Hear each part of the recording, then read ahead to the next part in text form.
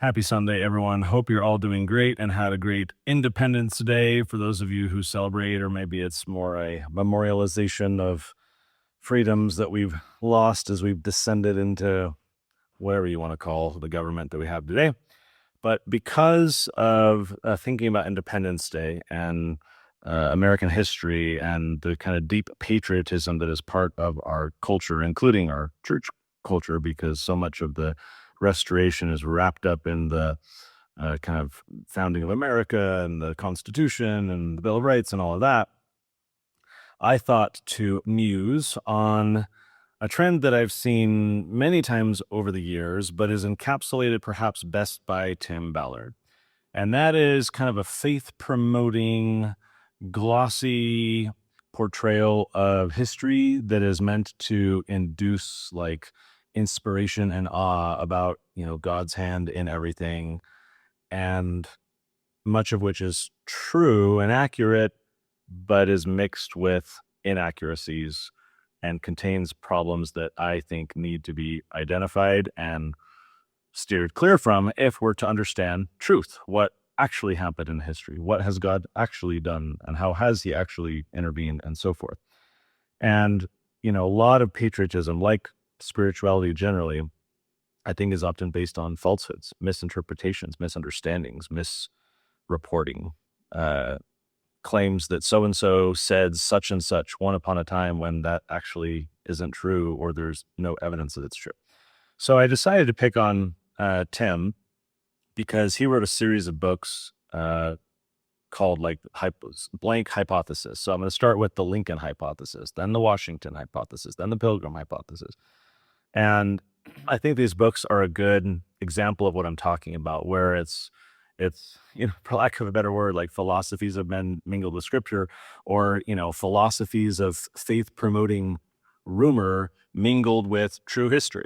And the lay reader is really unable to suss out the difference of what is true and what is not. And I think that's a big problem, especially for those with lack of understanding, young, tender testimonies in faith who get kind of swept along in this narrative and then later find out it to not be true. And I think that creates damage. I think we need to not do this, and we need to call out when it happens so that we can focus on truth, focus on what has actually been revealed, focus on what actually happened. So let's get into it. We're going to begin with the Lincoln hypothesis. A modern-day abolitionist investigates the possible connection between Joseph Smith, the Book of Mormon, and Abraham Lincoln. This book was first published in 2014. All of these are published by Deseret Book, who since has taken them all off their shelves after the whole Tim Ballard OUR stuff blew up that I mused on whenever that was, a couple years ago. And so I don't know, you probably find them on Amazon and elsewhere, but in 2014 it came out, and at present on Amazon actually it has 4.8 stars and over 1,000 reviews. Let's begin by watching a promotional video of this is Tim speaking about the topic to an audience in 2014. His second inaugural address. It's there engraven on the wall in the memorial in the Lincoln Memorial. Millions of people visit every year. They don't even look. They don't think about what's on that wall. It's one of the most stunning political statements in the history of any nation. Abraham Lincoln standing, telling his people that this war will continue until we repent. North and South are wrong. The whole nation's under condemnation. Of that speech, Lincoln said later, I knew it wouldn't be popular, but I had to say it. God willed that I said this. Now, where the story gets even more interesting, when you look at Lincoln's conversion to what I will call Joseph Smith's vision, that conversion happened in 1862. And what was that vision? The vision was, this is a covenant land. This is a covenant land, and there's rules that the nation must abide by if we're to have the freedoms and the blessings of America. Well, there's one book on earth that exists during this time in 1862 that tells this story, that tells the story of the covenant on this land. That book's the Book of Mormon. It was in existence. The amazing thing is that Abraham Lincoln, for reasons we can't understand, for reasons he did not give us, went to the Library of Congress months before, just a couple months before Willie dies. He goes to the Library of Congress and signs out for a copy of the Book of Mormon. He has that Book of Mormon with him during the 8 months of his conversion. It's the book is months and months overdue. He has that book with him for during the time that that Willie's dying, that Nurse Pomeroy is teaching, that he's going to his cabinet and telling them, I think God wills this contest. I think there's this national sin. This is the consequence. All these principles of the Book of Mormon, he has the book. He turns the book in 7 days before he issues his first draft of the Emancipation Proclamation to his cabinet. Now, what was this piece of paper, this Emancipation Proclamation? It was the first move towards Joseph Smith's solutions. The Emancipation Proclamation would turn into the 13th Amendment, which would turn into the 14th Amendment. These were the amendments that Joseph Smith was trying to get out. He was trying to get the nation to accept it under peaceful terms instead of the vexatious scourge that would hit the land.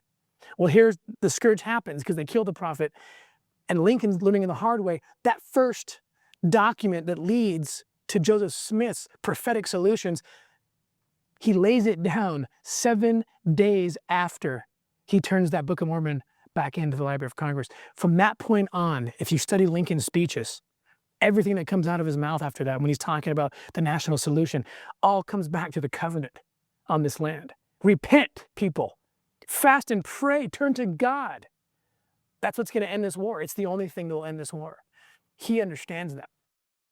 All right, so when Deseret Book did a write-up kind of promoting the book, here's what they said. Tim Ballard accepted a job with the Central Intelligence Agency, which is bogus, and moved with his wife and their firstborn to Washington, D.C.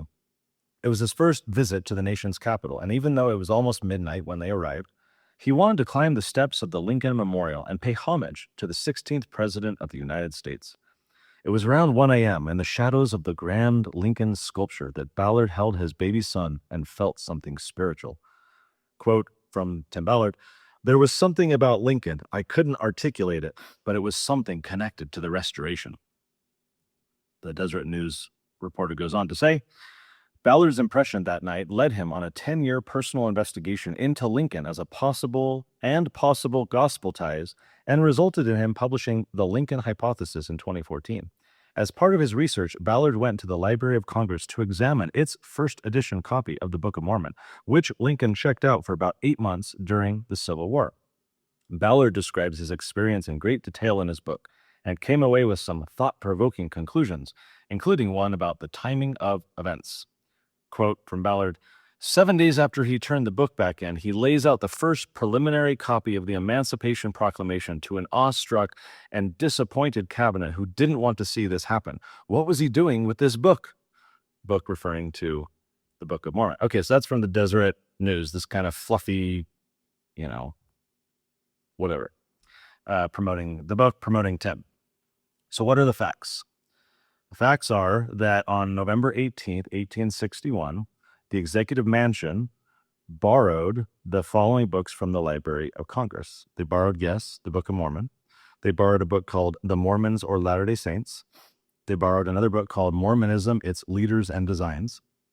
4 days later, the White House requested, among other items, a book called Mormonism in All Ages and a book called Memoirs of the Life and Death of Joseph Smith. Now, as was common practice at the time, staff could and would check out titles under the name of a, senator or the president or whatever.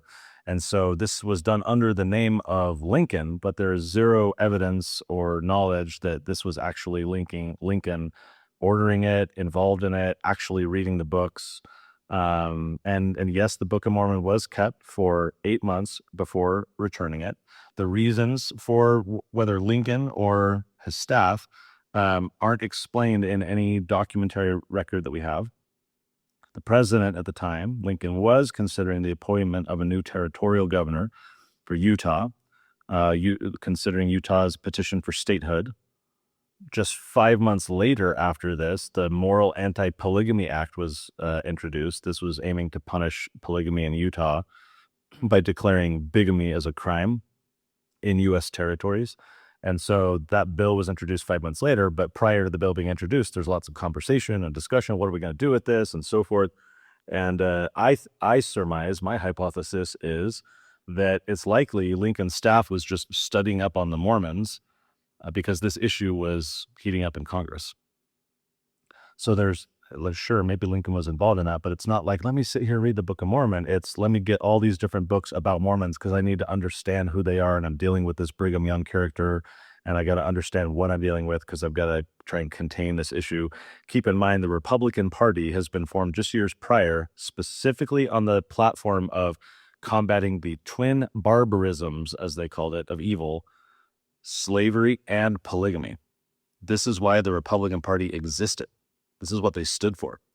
So they're grappling with this for years, dealing with Brigham, dealing with the Mormons out in Utah. And Lincoln, as conversation in Congress is kind of heating up towards passing legislation, Lincoln / his staff, or some combination thereof, is trying to get a handle on who are these Mormons and how do we do it. So where Tim Ballard sees, oh, Abraham Lincoln read the Book of Mormon and he made a covenant with God and he saw himself in a different light, I see something entirely different. Now, Tim's hypothesis, right, is that Lincoln supposedly borrowed the phrase, the idea of being an instrument in God's hands, from the Book of Mormon. But, so much of the Book of Mormon has biblical language in it, and there's any number of reasons for sociocultural commonalities between Lincoln and Joseph and all of that. Ballard, Tim, I'll just keep saying Tim. Tim says Lincoln came to see the United States as a covenantal nation with a divine mission, similar to themes that are in the Book of Mormon, right? So Tim's claiming that Lincoln is now seeing the Civil War as a grand unfolding of God's designs with the covenant that's been broken with America, and we need to repent as a people. And Lincoln has this spiritual awakening because he read the Book of Mormon. Therefore, he's kind of recognizing we all need to repent, and this is all God's designs. Tim also links the anti-slavery resolve of Lincoln and the Emancipation Proclamation to a spiritual conviction that Lincoln supposedly gained while reading the book. To the Deseret News, Tim said, 7 days after I quoted this already. 7 days after he turned the book in, he lays out the preliminary copy of the Emancipation Proclamation. Everyone's all in a tizzy, like, why are you doing this? And so Tim asks, what was he doing with the Book of Mormon, right? And so Tim is treating Lincoln's apparent interest in the Book of Mormon as evidence that Lincoln was searching for some deeper religious meaning in everything, and not just that Lincoln was, again, Lincoln wasn't anti-slavery. He was pro-union, right? And I'll talk about that more in a minute. But this idea that he forged this grand spiritual awakening and had to combat slavery and purge the nation of this great evil, that wasn't Lincoln's intent. That's not what the war was about. That's not what Lincoln was actually doing with the Emancipation Proclamation. There's also a pencil marking. So the Deseret News said that Tim went to the Library of Congress. He looked at the copy of the Book of Mormon that had been checked out. And so let's watch a little clip of a video showing that there's some pencil markings in that book. You'll see the pencil markings along the margins of the page. And in the place where it says, and concubines he shall have none, the word none is crossed out. All right, now here's what the Library of Congress website itself says about this. The library's copy of the 3rd edition of the Book of Mormon contains only a single annotation, a pencil mark along a few passages in the Book of Jacob. Although Abraham Lincoln did sometimes use a pencil while reading, library staff cannot say with any certainty that Lincoln drew this line. Many users would have had an opportunity to mark this particular text. This 3rd edition stayed in the general collections of the Library of Congress until sometime after 1940, when it was transferred at an unknown date to the newly created vaults of the Rare Book Division on the 2nd floor of the Jefferson Building. During its time in the general collections, it was available for consultation by all library users, many of whom would have also used pencils and could have marked the text. The general availability of the volume makes the authorship of the pencil markings all the more uncertain. It is interesting, nonetheless, as the video pointed out, to note the connection to polygamy, that the pencil marking, they're dealing with the Mormons and polygamy, and the reader, whoever this is, Lincoln's staff, Lincoln himself, someone decades later, it's interesting that they make these annotations pointing out Jacob's excoriating rebuke of the doctrine of many wives and concubines. Okay, so some key points to make here before we move on to the Washington hypothesis. Lincoln also read the Quran during his presidency. I don't think Tim would say that means he's the first secret Muslim president too, or that he, right? So even if Lincoln himself did check out the Book of Mormon, I think what's often left out is that there were multiple other Mormon-related books being checked out. This was clearly a research project in my mind, and not like, let me read this Book of Mormon and be so changed by it. Lincoln himself was skeptical about religion. Most he was a deist. The Emancipation Proclamation that Tim hinges a lot of this to, of look how clearly the Book of Mormon must have impacted him, because just 7 days later he writes the Emancipation Proclamation, and it's kind of puffed up as this anti-slavery measure, and Lincoln is helping the nation repent of this moral evil. The Emancipation Proclamation did not end slavery. It was a wartime measure. The northern slave states retained slavery all during the war. Again, this was just political strategy on Lincoln's part, trying to bring the southern states to heel, because Lincoln's sole chief objective was to keep the Union together in its then current form. And reading the Book of Mormon, supposedly, Lincoln did not treat the Mormons more civilly. It's not like he had a softened heart towards God's design. He passed the first anti-polygamy law in U.S. history. He laid the foundation for this great persecution of the Mormons. As I said earlier, the Republican Party, of which Lincoln was the most prominent member, was created to attack not only slavery, but also polygamy. So there's other examples in the book, but even if there's redeeming aspects of this book that do have factually accurate stuff, it's like a, plate of brownies where there's just some dog poop mixed into the batter. It's like, why am I going to eat that? Even though, sure, there's flour and there's egg and there's other stuff, but it's just mixed. It gets contaminated. I want to throw the whole thing out. I'm not going to get it out of here. And that's how I consider a book like this, when it's clear that the scholarship and the historical accuracy leaves much to be desired, shall we say, and very charitably try and say that. Anyways, moving on. Okay, let's do trying to be charitable. Second book, The Washington Hypothesis. A modern-day investigator explores the possible connection between the American Covenant, Latter-day Temples, and George Washington. This one was published 2 years later, 2016. On Amazon, it has 4.8 stars. 781 reviews. Let's watch a little clip of a presentation that Tim gave a few years prior, where he's talking about this content that he ends up writing in the book. So now we get into the Revolutionary period. I gave you one example of Washington's miracle, his miraculous escape. And I wish I had time to get into all the miracles, because there's so many. But some that are really interesting. Angels depicted. Angels in the camp of Washington. Did you know that Orson Hyde said that Moroni, the Prince Guardian of America, he said this in General Conference, an apostle of God, that Moroni was in the camps of Washington. And you further know that there's an independent account of a visitation, an angelic visitation to Washington in his camps. There's also stories about Washington. Now, some are anecdotal, and if they are anecdotal, I give you what evidence there exists. Okay, I'm very honest about it. But there are interesting accounts of Washington seeking baptism by immersion, feeling inclined towards that ordinance, and several other miracles. Okay, a few things to remember from that as we continue talking here. Angels in the camp of Washington. Moroni was in the camp of Washington. An independent account of angelic visitation to Washington in his camp is what Tim said. An independent account. He's saying this to bolster up his claim. And it's an independent account. And then it concedes some are anecdotal. I'm very honest about it. Here's what the Deseret News briefly said. Whereas with the Lincoln Hypothesis, the Deseret News had this big, long, fluffy piece. In 2016, the same author in the Deseret News had a much more toned down and tame write-up of the book, where the reporter, the Deseret News guy, says, in the book, Ballard examines facts about Washington's life, character, and beliefs, drawing conclusions about the divinity of his role in American history. Ballard then compares those facts with teachings in the Book of Mormon regarding America as the promised land, where the Lord promised to give liberty and protection to his righteous people. So in the book, Tim is kind of positioning Washington as this like proto-Mormon, this like early pre-Mormon Mormon, effectively, who makes a covenant with God and is kind of an instrument in God's hands to bring about these designs that the Book of Mormon was written about, and that Washington's kind of aware of this, and he plays this central role. and brings America into being. So let's highlight an example from the book. I'm first going to read from an article that Tim wrote in LDS Living magazine in 2016 when he's promoting the book. He writes very similarly to what's in this article in the book itself. This version in LDS Living is just a little bit shorter.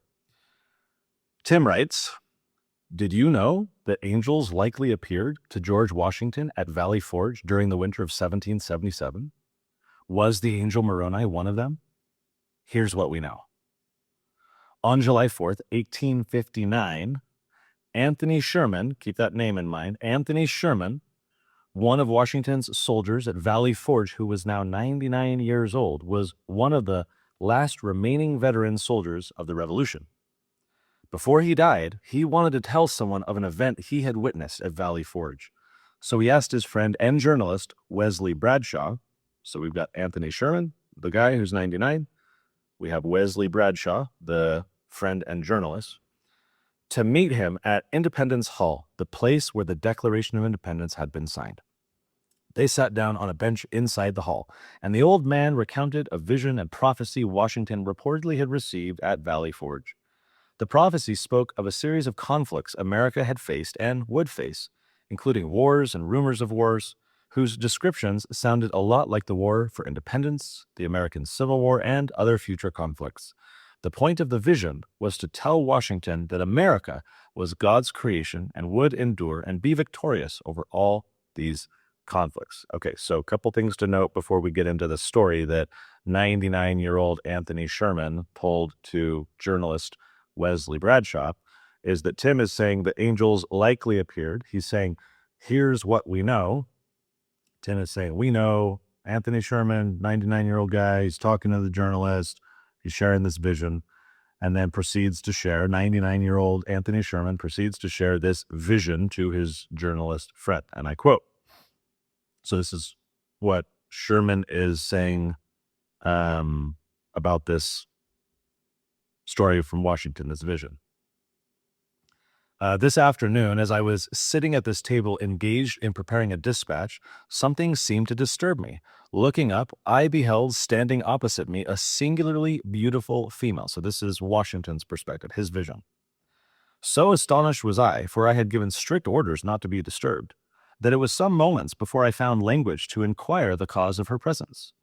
A second, a third, and even a fourth time did I repeat my question, but received no answer from my mysterious visitor except a slight raising of her eyes. By this time I felt strange sensations spreading through me. I would have risen, but the riveted gaze of the being before me rendered volition impossible.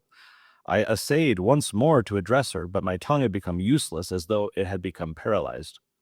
A new influence, mysterious, potent, irresistible, took possession of me. All I could do was to gaze steadily, vacantly at my unknown visitor. Gradually, the surrounding atmosphere seemed as if it had become filled with sensations and luminous. Everything about me seemed to rarefy, the mysterious visitor herself becoming more airy and yet more distinct to my sight than before. I now began to feel as one dying, or rather to experience the sensations which I have sometimes imagined accompany dissolution. I did not think, I did not reason, I did not move. All were alike impossible. I was only conscious of gazing fixedly, vacantly at my companion. Presently I heard a voice saying, "Son of the Republic, look and learn," while at the same time my visitor extended her arm eastwardly. I now beheld a heavy white vapor at some distance, rising fold upon fold. This gradually dissipated, and I looked upon a stranger scene. Before me lay spread out in one vast plain all the countries of the world, Europe, Asia, Africa, and America. I saw rolling and tossing between Europe and America the billows of the Atlantic, and between Asia and America lay the Pacific. "Son of the Republic," said the same mysterious voice as before, "look and learn." At that moment I beheld a dark, shadowy being like an angel standing, or rather floating in mid-air between Europe and America. Dipping water out of the ocean in the hollow of each hand, he sprinkled some upon America with his right hand, while with his left hand he cast some on Europe. Immediately a cloud raised from these countries and joined in mid-ocean. For a while it remained stationary, and then moved slowly westward, until it enveloped America in its murky folds. Sharp flashes of lightning gleamed through it at intervals, and I heard the smothered groans and cries of the American people. A second time, the angel dipped water from the ocean and sprinkled it out as before. The dark cloud was then drawn back to the ocean, in whose heaving billows it sank from view. A third time, I heard the mysterious voice saying, "Son of the Republic, look and learn." I cast my eyes upon America and beheld villages and towns and cities springing up one after another until the whole land from the Atlantic to the Pacific was dotted with them. Again, I heard the mysterious voice say, "Son of the Republic, the end of the century cometh. Look and learn." At this, the dark, shadowy angel turned his face southward, and from Africa I saw an ill-omened specter approach our land. It flitted slowly over every town and city of the latter. The inhabitants presently set themselves in battle array against each other. As I continued looking, I saw a bright angel on whose brow rested a crown of light, on which was traced the word Union, bearing the American flag, which he placed between the divided nation and said, "Remember, ye are brethren." Instantly, the inhabitants, casting from them their weapons, became friends once more and united around the national standard. And again, I heard the mysterious voice saying, "Son of the Republic, look and learn." At this, the dark, shadowy angel placed a trumpet to his mouth and blew 3 distinct blasts, and taking water from the ocean, he sprinkled it upon Europe, Asia, and Africa. And then my scenes beheld a fearful scene. From each of these countries arose thick black clouds that were soon joined into one. Throughout this mass there gleamed a dark red light by which I saw hordes of armed men who, moving with the cloud, marched by land and sailed by sea to America. Our country was enveloped in this volume of cloud, and I saw these vast armies devastate the whole country and burn the villages, towns, and cities that I beheld springing up. As my ears listened to the thundering of the cannon, clashing of sword, and the shouts and cries of millions in mortal combat, I heard again the mysterious voice saying, "Son of the Republic, look and learn." When the voice had ceased, the dark, shadowy angel placed his trumpet once more to his mouth and blew a long and fearful blast. Instantly, a light of 1,000 suns shone down from above me and pierced and broke into fragments the dark cloud which enveloped America.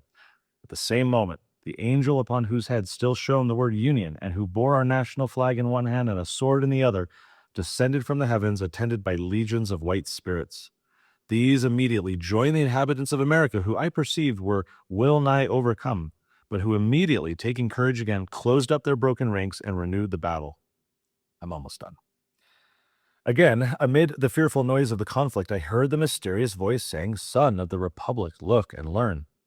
As the voice ceased, the shadowy angel for the last time dipped water from the ocean, sprinkled it upon America. Instantly the dark cloud rolled back, together with the armies it had brought, leaving the inhabitants of the land victorious. Then once more I beheld the villages, towns, and cities springing up where I had seen them before, while the bright angel, planting the azure standard he had brought in the midst of them, cried with a loud voice, "While the stars remain and the heavens send down dew upon the earth, so long shall the Union last." And taking from his brow the crown on which blazoned the word Union, he placed it upon the standard, while the people, kneeling down, said, "Amen." The scene instantly began to fade and dissolve, and I at last saw nothing but the rising, curling vapor I at first beheld. This also disappearing, I found myself once more gazing upon the mysterious visitor, who, in the same voice I had heard before, said, "Son of the Republic, what you have seen is thus interpreted. 3 great perils will come upon the Republic. The most fearful is the third, but in this greatest conflict the whole world united shall not prevail against her. Let every child of the Republic learn to live for his God, his land, and the Union." With these words, the vision vanished, and I started from my seat and felt that I had seen a vision wherein had been shown to me the birth, progress, and destiny of the United States. Okay, that was a long one, but I read it in its entirety because Tim, I will remind you, is saying, here's what we know. 99-year-old Anthony Sherman, one of Washington's soldiers at Valley Forge, Tim says, one of the last remaining veteran soldiers of the Revolution. He asks his friend Wesley Bradshaw to meet him, and 99-year-old Sherman relates Washington's vision that had been told to him. Fact: there was no soldier named Anthony Sherman. Fact: Wesley Bradshaw was not a journalist. That was a pen name for Charles Wesley Alexander, who authored various works on sensational, sentimental, or propaganda-like fiction that were presented as true to their readers. This was published in April 1861 in the Atlantic Monthly Review, the same week that the Confederacy fired on the U.S. garrison at Fort Sumter. So this was just a piece of romantic patriotism. It was all bogus. It was all fake. Tim is presenting this as a literal historical event. Did you know that angels likely appeared to George Washington? Here's what we know. We know that Anthony Sherman said this to Bradshaw. No, we don't know any of that. It's all made up. It was made up in 1861 by a guy who's trying to show the glory of the Northern cause and keeping the Union together. And let's put this on Washington, because the people believe that Washington had this vision and America has this grand destiny, which means subduing the Southern states and keeping the Union together so that America can prevail because angels said so. Tim writes, I cannot read this account without thinking of the biblical prophecy of the angel found in Revelation. And I saw another angel fly in the midst of heaven, having the everlasting gospel to preach. Tim also writes that Washington, no doubt, was doing his part to get this message out. Like Joseph at Liberty Jail, and like Lincoln in 1862, Washington was compelled to his knees while in darkness at a Valley Forge.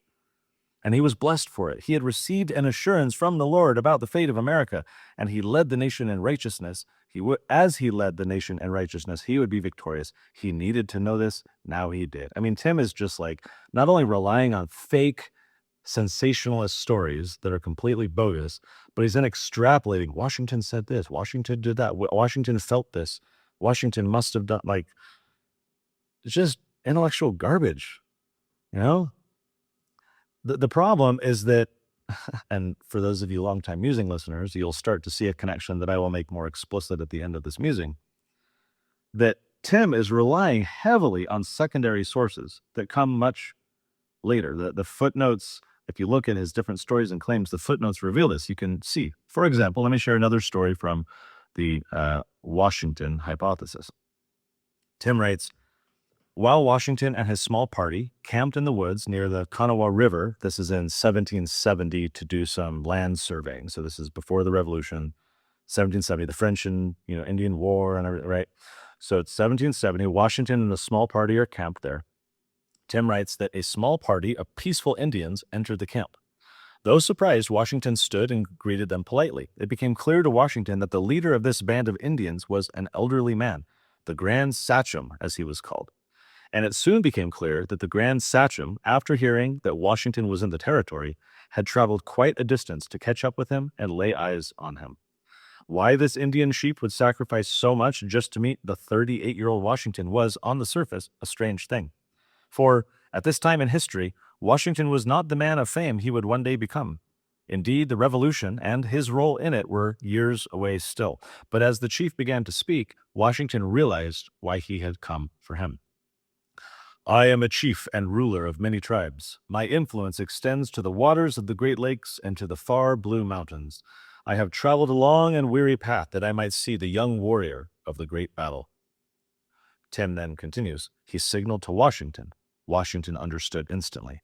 Scenes of that great battle flashed through Washington's mind. He's just saying this as if he knows what's in Washington's mind, or that it was recorded, to say scenes of that, it's as propagandistic as the 1861 guy on the last story. He's just making this crap up. Anyways, scenes of that great battle flashed through Washington's mind.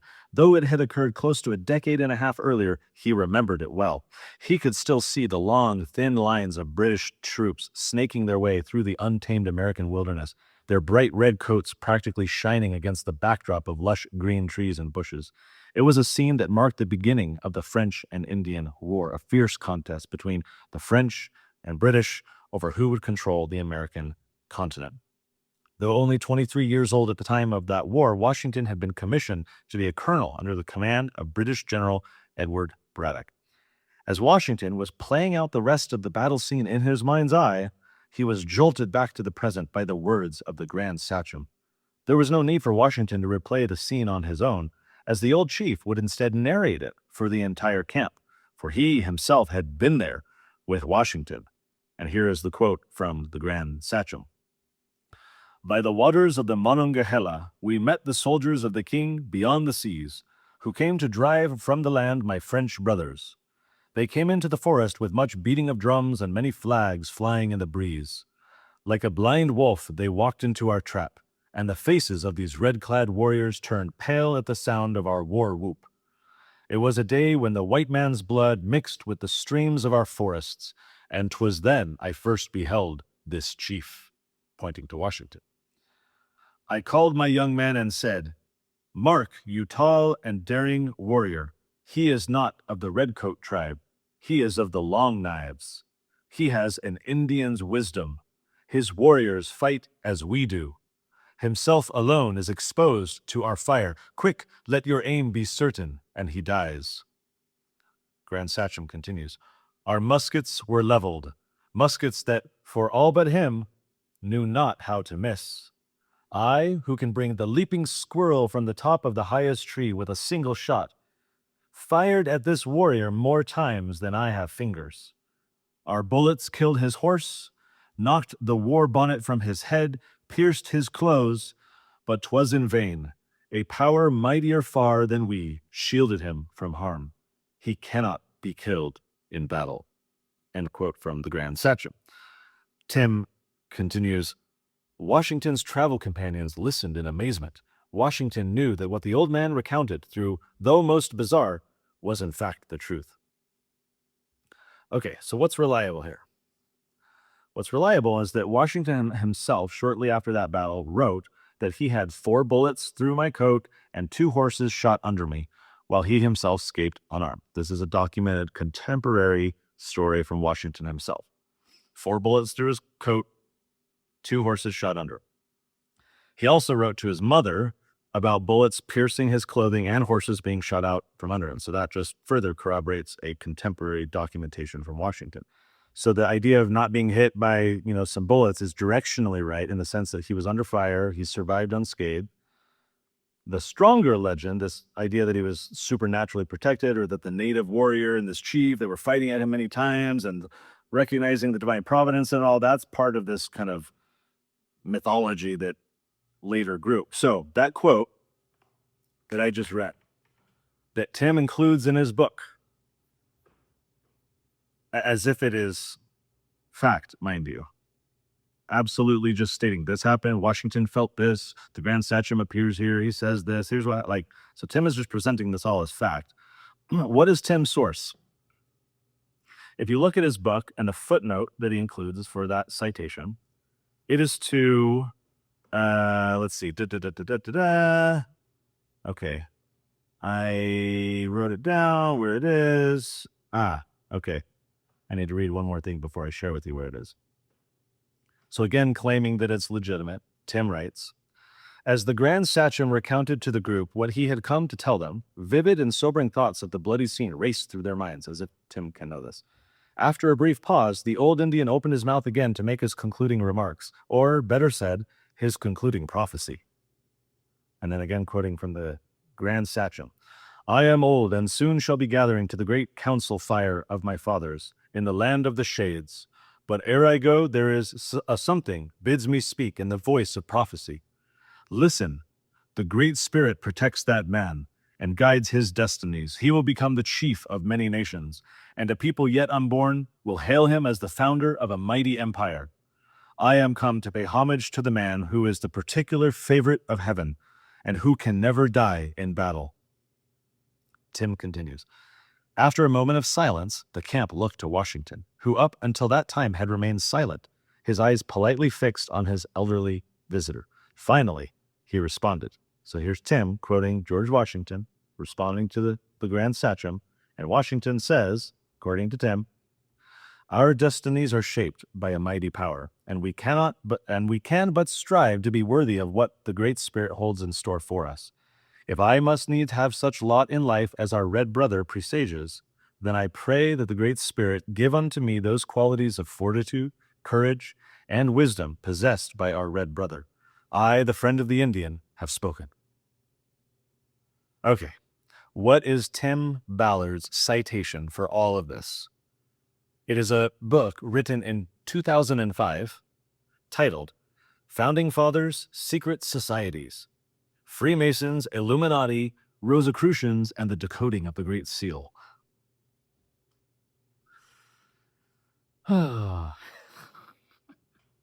So when you go to that book and you say, all right, what is that author? And that's not like, it's like a National Treasure, Nicolas Cage type of book, right? Like, oh, let's connect the Illuminati and the seal and is one of those things. So that book, the author cites the actual citation where this quote comes from. Okay, so Tim doesn't cite the original, the actual source. He cites some 2005 book. Where does that guy cite? A 1931 source. So we're not in the late 1700s. 1931. And what is this source? It is a play titled The Indian's Prophecy, a play in one act. This play was commissioned by the United States George Washington Bicentennial Commission. This was a federal commission created by Congress in 1924. President Calvin Coolidge was chairman. The plan was to oversee the national observance of George Washington's 200th birthday in 1932. So this is the Bicentennial Commission, a federal commission, and they commission a bunch of people to create plays. They compile it into that record that is the secondary citation. And here is from the foreword of that publication in which we find this play from George Washington, or about George Washington. From the foreword. To satisfy the great demand for authentic historical and effective dramatic material about General Washington at his time, the commission published a series of 19 George Washington plays. The object of the plays was to portray the true character of George Washington as the writer conceived it to be. In the main, the characters and the scenes are faithful pictures of persons, events, and crises. Whatever departure was made from strict historical accuracy was done with the idea of enhancing the dramatic effectiveness of the play. I kid you not. Tim Ballard's historical hypothesis about Washington cites a Illuminati, I'm not like I'm a conspiracy guy, secret combinations, everything else, but he's citing a book like that that's kind of like not a great scholarly cited whatever, and that book is pointing to a 1931 play. And neither of them, the 2005 book nor Tim, are saying this comes from a play. They're literally quoting Grand Sachem said this and Washington said like, oh my gosh, this is just nuts. And keep in mind, Deseret Book is publishing these things. By the way, it was so bad that the publisher included a publisher's note at the beginning of the book. I've never seen anything like this before. I'm sure maybe it's happened in some cases. I've never encountered this before. In Tim's book, Deseret Book writes the following. A hypothesis is not a statement of fact, though it often reads like one. It is rather a jumping off point, a tentative assumption made that provides a framework for examining and organizing facts. Most scientific or historical queries begin with a hypothesis, which is calculated based on the facts already known and then either supported or rejected by additional research. The Washington hypothesis is a bold conjecture based on extensive historical research. The miraculous events of the Revolution and the remarkable strength of character embodied in George Washington are demonstrable facts. In this gripping book, Timothy Ballard has shared many of those facts and drawn some fascinating conclusions from them.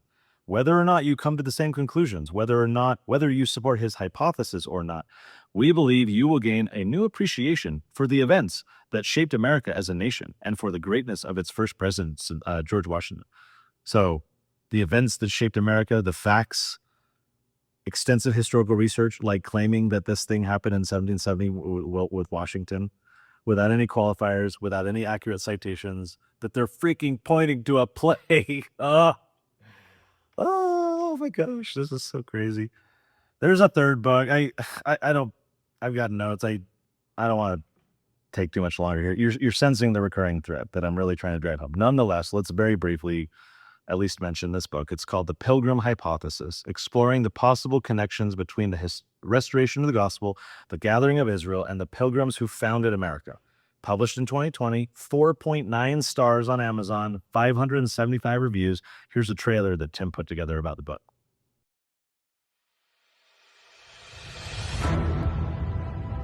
It's not a typical history book. There's something that frames the entirety of this story. It's taking you on an investigation, an exploration through history, where I will take you and introduce you to people, introduce you to places where these historical figures walked, where they saw and participated in miracles. They believed they were building one nation under God, and the greater things were to come. What are the things that lead us out of apostasy and into restoration?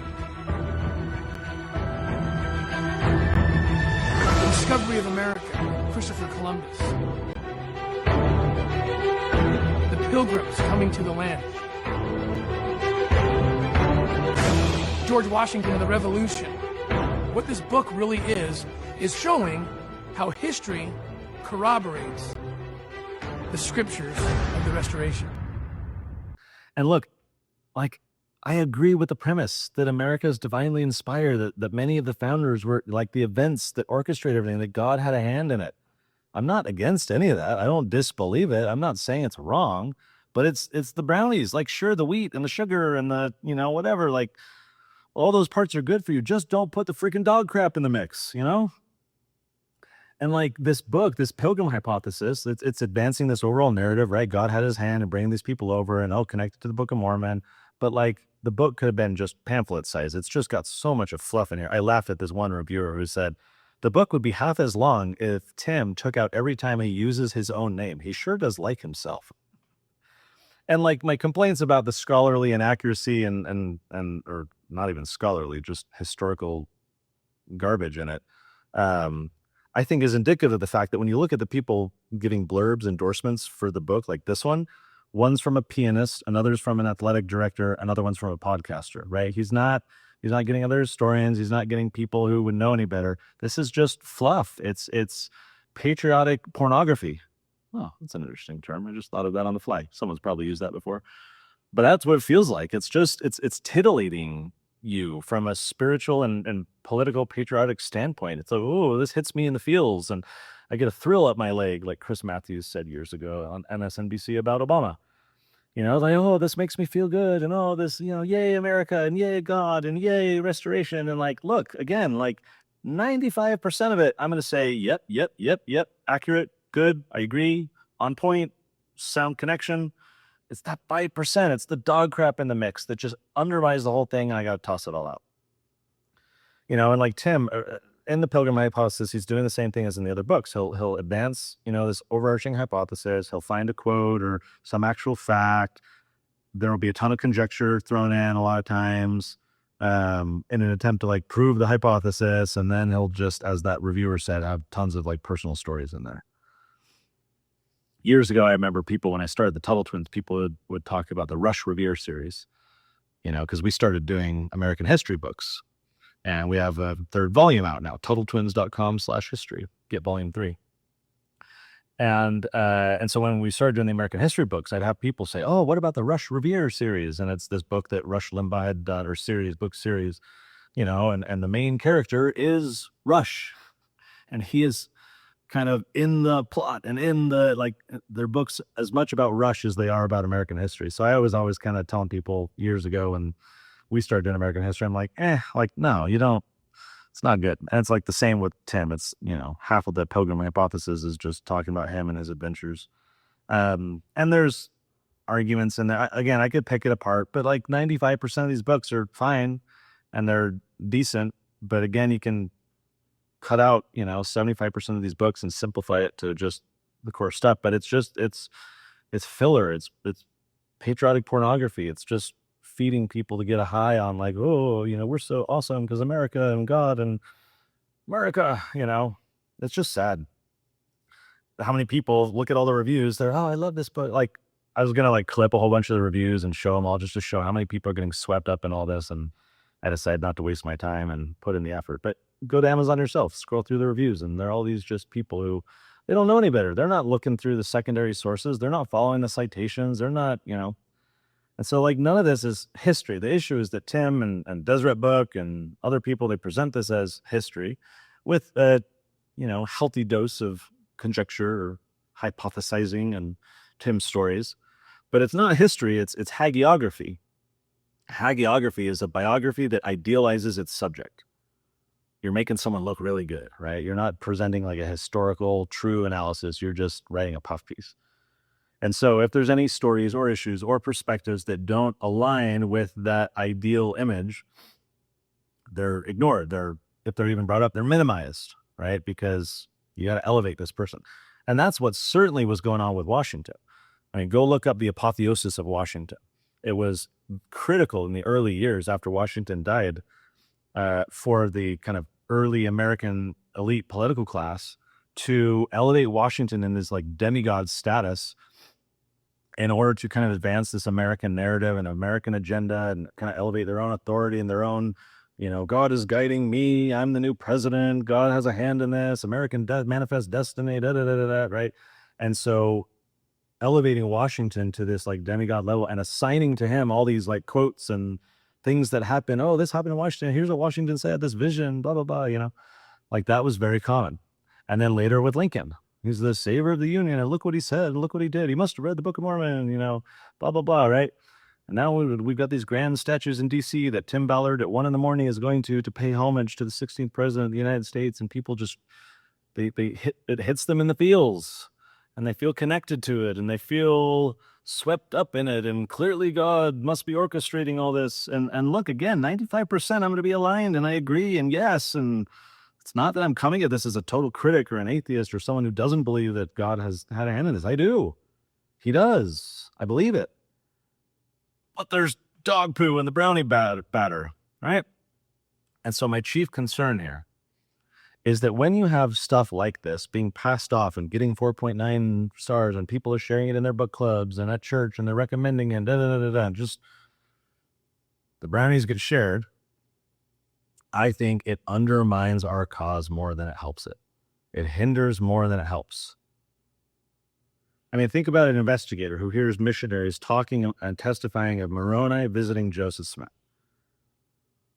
And swept up in there along the way through their investigation or research online, or maybe they read Tim's book or they hear it from a friend. Like, oh, and George Washington was visited by potentially Moroni, but at least an angel. And here's what, blah, blah, blah, blah, blah, blah, blah. So when that investigator finds out that it's totally bogus, and that's not to say that angels couldn't have or didn't visit Washington. I'm not saying that's like beneath God or couldn't have happened or didn't like, I'm just saying these particular evidences being shared are crap. So I'm not closing the door to this happening and Washington being guided or having this like, vision like this. I'm very pro-vision, pro-angel, pro-revelation. I believe it all. I believe it's possible. I believe it's happened. I believe it happened with Moroni and Joseph Smith and the witnesses and the gold plates and everything. But when you have an investigator who is told about that and then told about the other, and then finds out the other one's bogus, what does that do to their perception, their belief in Moroni visiting Joseph? Why would they take that seriously after getting exposed to this just dog poo? And the members who believe that they're feeling the spirit when they're reading Tim's book and, that they're reading this political pornography without realizing that that's what it is. And they think that the spirit is confirming these claims that this did happen and Washington did say this or Lincoln or the Pilgrims, and they think that they're feeling the spirit. And then they later find out that it's dog poo. And so then what happens to that person's ability to trust their spiritual impressions moving forward? Now they just start discarding everything.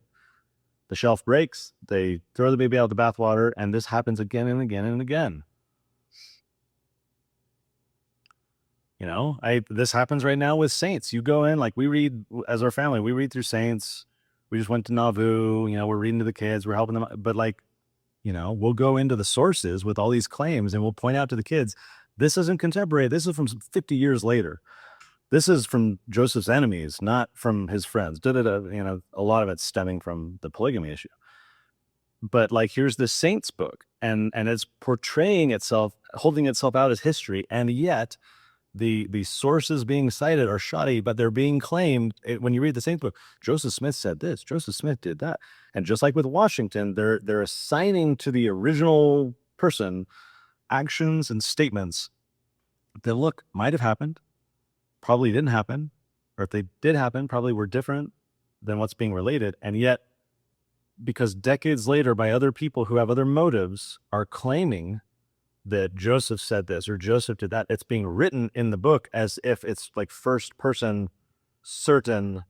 Joseph said this, Joseph did that. I did a musing months ago called "Did Joseph Smith Say This?" I'll link it in the YouTube description, or you can go to sundaymusings.org and just type in Joseph Smith say, or "Did Joseph Smith say?" You'll find it. But it's the same concern I have when people find out that something was made up, that it's not historically accurate, that it was made up decades later, and yet we're being told all along, Joseph Smith said that, Joseph Smith did that, Joseph Smith, George Washington, blah, blah, blah, blah, blah, when they find out later that, oh, that may not be true, or that probably isn't true, or that was totally made up later on from someone who wasn't even there to have heard Joseph say that, like, I get into that in that other musing. What happens to their testimonies? What happens to their confidence in their own spirit of discernment or spirit in general? I think we got to filter out the dog poo. I like brownies. I love them. I don't want them to be tainted. We have to filter out the nonsense and focus on the truth. How many people have read Tim's books and share? People, remember years past, they were being recommended on book lists, and I would hear people sharing it, buying it for Christmas for so-and-so. My dad got it for me for my birthday. As an author, kudos to, Tim, for selling a lot of books. You sold a bunch of brownies. Good for you. And again, there's 95% in there that I agree with. I'm not saying it's all bad. I'm not saying it's all wrong. But it's tainted stuff. And it calls into question everything else. Or for the average person who doesn't know any better, when they find out listening to a musing like this, oh my gosh, I read that whole book. I thought it was all true, but Connor pinpointed that one example, but what does that mean about the other examples? And here I'm telling you that I agree with, 95%. They're all good. They're all accurate. But for a listener who's maybe feeble in their faith, weak in their testimony, new to the gospel, maybe kind of historically illiterate, not going to take the time to go dig and chase rabbit holes and look up sources, that viewer might just take away from this that, let me throw it all out because it all must be bogus. I don't want that to happen. I want to build up faith. I want to pursue truth. I want people to be passionate about the restoration of the gospel and evangelize the things that we have contemporaneously documented, right, that are sound. Like, yes, we still have to take on faith that the angel Moroni visited such and such people and they've got their witness testimonies, but I think there's good reason and cause to believe those things, right? And so we should evangelize that. We should preach that. We should spread that. And yet you get these things all mixed up in there, and it just undermines that cause. It causes difficulty. It damages testimony. And researching this musing, because I've kind of known about this for years and Tim's books and blah, blah, blah. But I went online, I'm like, how many people, are there YouTube videos? Or there's a couple blog posts from, more kind of left-leaning type people, Mormons, years ago when the books came out, who were kind of themselves, I think, historians maybe, and they were kind of critiquing some of this, and that's it. So this stuff spreads again and again and again and again. And if we don't call it out, if we don't point it out, it just continues to spread. I've talked before about the Ezra Taft Benson 14 Fundamentals of Following the Prophet, and the I think kind of doctrinal and scriptural problems with that.